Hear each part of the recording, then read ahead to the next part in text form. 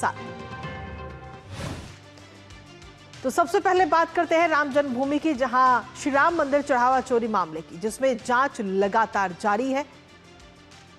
और इसके साथ ही एसआईटी ने 23 जून को अपनी प्रारंभिक रिपोर्ट पेश की थी, जिसके बाद अब इस मामले में एफआईआर दर्ज कर ली गई है। जी हां, और इस एफआईआर में 8 लोग नामजद हैं और सभी को इस समय गिरफ्तार भी कर लिया गया है। आपको यह भी बता दें कि ये एफआईआर राम जन्मभूमि क्षेत्र ट्रस्ट की ओर से कराई गई है और ट्रस्ट के सदस्य कृष्ण मोहन की तहरीर पर यह पूरा मामला दर्ज किया गया। इस मामले को लेकर खुद मुख्यमंत्री योगी आदित्यनाथ ने कहा था कि एसआईटी की निष्पक्ष जांच से दूध का दूध और पानी का पानी होकर रहेगा और दोषियों को बख्शा नहीं जाएगा। फिलहाल अभी भी जांच जारी है और कहां तक पहुंची है जांच और किस किस की हुई है गिरफ्तारी, बताएंगे आपको। साथ ही जानेंगे लेटेस्ट अपडेट अपने सहयोगी से। उससे पहले आपको दिखाते हैं श्री राम मंदिर चढ़ावा मामला।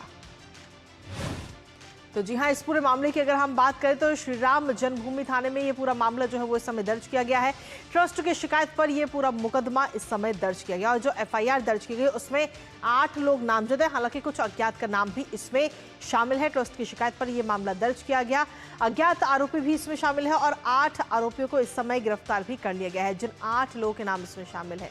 और साथ ही एसआईटी रिपोर्ट के बाद ही कार्रवाई की गई। दरअसल जब से ही ये पूरी शिकायत और ये पूरा मामला सामने आया, उसके तुरंत बाद ही प्रशासन की तरफ से एसआईटी जांच की जो टीम है वो गठित कर दी गई और एसआईटी लगातार जांच करी इस पूरे मामले को लेकर, जिसके बाद में जो प्रारंभिक रिपोर्ट है, जो शुरुआती रिपोर्ट है, वो एसआईटी ने 23 जून को सबमिट की थी और 23 जून के बाद में अब इस पूरे मामले को लेकर एफआईआर दर्ज की जा चुकी है।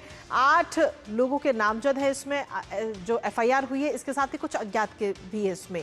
अब जो नामजद है उन सभी 8 लोगों को इस समय गिरफ्तार भी कर लिया गया है और जांच जो है वो लगातार जारी है। अब एक एक करके इन सभी लोगों से, इन सभी आरोपियों से पूछताछ होगी इस पूरे मामले को लेकर के। लेकिन आखिर किन किन धाराओं में ये पूरा मामला दर्ज किया गया है, पूरे एफआईआर दर्ज की गई है, कौन कौन सी धाराएं इसमें लगाई गई हैं भारतीय न्याय संहिता की, एक नजर उस पर भी डाल लेते हैं।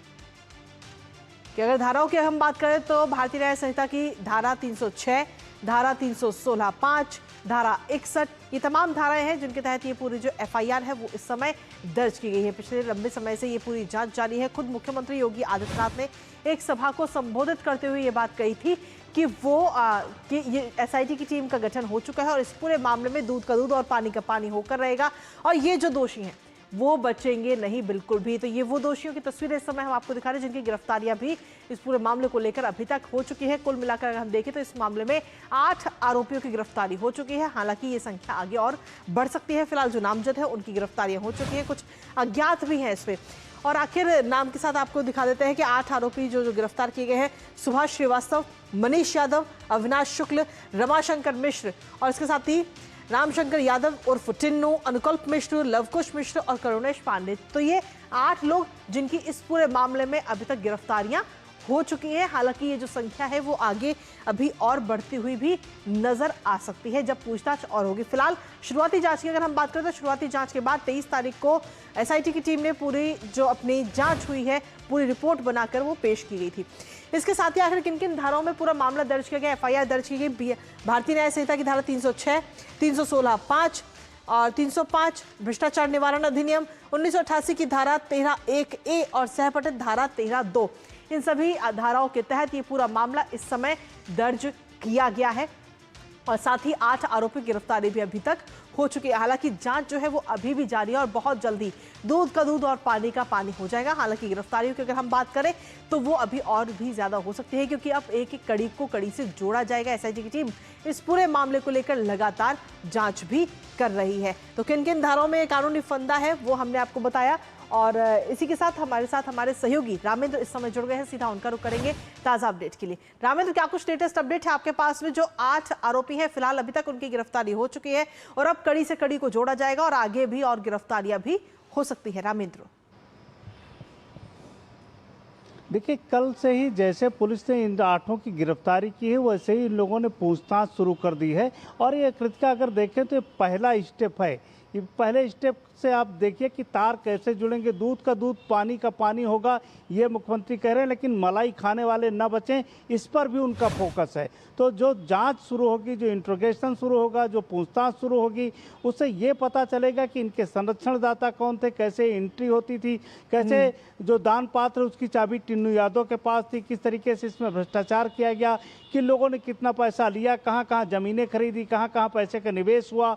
तो ये सारी चीज़ें खुलकर सामने आएंगे। ऐसा नहीं कि ये 8 लोग उसमें इन्वॉल्व रहे होंगे। जब इतनी सुरक्षा व्यवस्था है, इतनी सिक्योरिटी के बीच आम आदमी का जाना मुश्किल है, तो कैसे चोरी हो रही थी, कैसे वहाँ से पैसा निकल रहा था, बैंक तक पहुँचने में क्या क्या गफलत की गई है, तो ये सारी चीज़ें निकल करके आएंगी। तो जो मलाई खाने वाले हैं वो भी नहीं बचेंगे, कृतिका, ये जान लीजिए।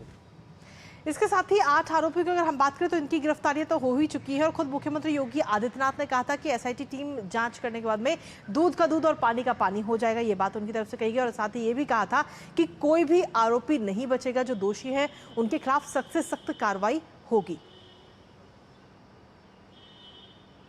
बिल्कुल सख्त कार्रवाई होगी। देखिए, ये 8 आरोपी जो पहले प्रथम दृष्टया जिनको नामजद किया गया है, जिनको ट्रस्ट ने नामजद किया, वो भी एसआईटी को आधार बनाते हुए सरकार के निर्देश पर किया गया है। एसआईटी ने जो रिपोर्ट दी उसमें तय किया गया है कि ये मूल चेहरे हैं, लेकिन ये आखिरी लिस्ट नहीं है। अभी इसमें लंबी फेहरिस्त होगी, लंबी लोगों के जाँच आएंगे, लंबे चेहरे इसमें आपको देखने में मिलेंगे, बड़े चेहरे भी सामने आएंगे।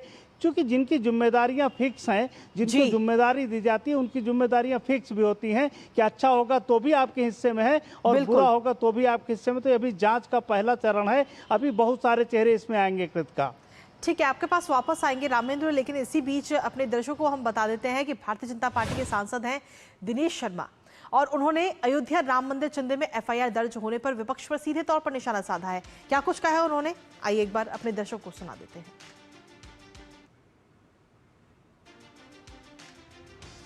तो सीधे तौर पर विपक्ष जो कह रहा है उससे पहले ही जो खुद ट्रस्ट ने अपनी एफआईआर दर्ज कराई है, एसआईटी का गठन हुआ है, 8 लोग गिरफ्तार हुए हैं। क्या चाहते हो आप? कड़ाई से पूछताछ हो रही है, जो कठोरतम धाराएं हो सकती हैं वो लगाई गई हैं। आगे भी और जो पूछताछ में सबूत मिलेंगे, जिनके बारे में मिलेंगे, उनके खिलाफ कार्रवाई होगी।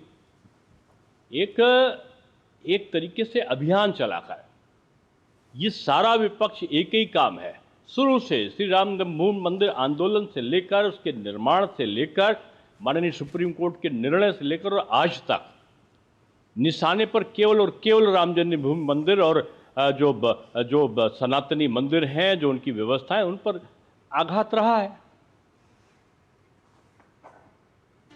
तो दिनेश शर्मा को आपने सुना, सीधे तौर पर क्या विपक्ष पर निशाना साधते हुए नजर। उन्होंने कहा कि राम मंदिर को लेकर जो विपक्ष इतने बयान दे रहा है, वो विपक्ष लगातार राम मंदिर के विरोध में रहा है और इससे ज्यादा पारदर्शी और निष्पक्ष जांच नहीं हो सकती।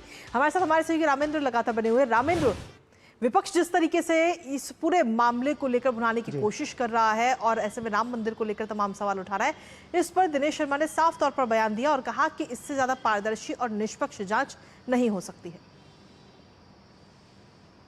देखिए कृतिका, अगर राम स्थापित होते हैं, उत्तर प्रदेश में राम मंदिर स्थापित होता है, तो भाजपा स्थापित होती, सनातन संस्कृति स्थापित होती, भारत स्थापित होता है और पूरी भारत की जो सनातन संस्कृति है वो स्थापित होती। तो जाहिर है कि विपक्ष को ये राज तो नहीं आ रहा होगा, इसीलिए विपक्ष बार बार इन मुद्दों को उठा रहा, लेकिन ट्रस्ट पर लोगों का ट्रस्ट बना रहे ये जरूरी है और इसमें सरकार को भी काम करना पड़ेगा और ट्रस्ट को भी काम करना पड़ेगा। जो विपक्ष है वो चाहता है कि जितना इसको हम तूल देंगे उतना हमको एडवांटेज होगा। पिछली बार लोकसभा सीट जीतने के बाद किस तरह महिमा मंडन किया गया उन सांसद का जो अयोध्या से जीत कर गए थे कि नहीं, भगवान राम की स्थल से जीत करके आए, इनको आगे बैठाया जाए। तो जाहिर है कि विपक्ष राजनीति कर रहा है, इसमें कोई शक नहीं है, लेकिन जो तथ्य हैं वो भी सबके सामने आने चाहिए और इसमें कठोर कार्रवाई होनी चाहिए। अगर आपको निष्ठा प्रतिष्ठा ट्रस्ट की और बाकी चीज़ों की बचानी है तो कार्रवाई सुनिश्चित होगी और कार्रवाई बिना किए आप आगे नहीं बढ़ पाओगे। जो भी हो, जो भी इस जांच के दायरे में आएगा उसके खिलाफ कार्रवाई होनी चाहिए, ये लग रहा है अब तक। चलिए, बहुत बहुत शुक्रिया रामेंद्र, तमाम जानकारी और अपडेट्स साझा करने के लिए। लगातार इस महत्वपूर्ण खबर पर अपनी नजर आप बनाए रखिएगा। फिलहाल शुक्रिया।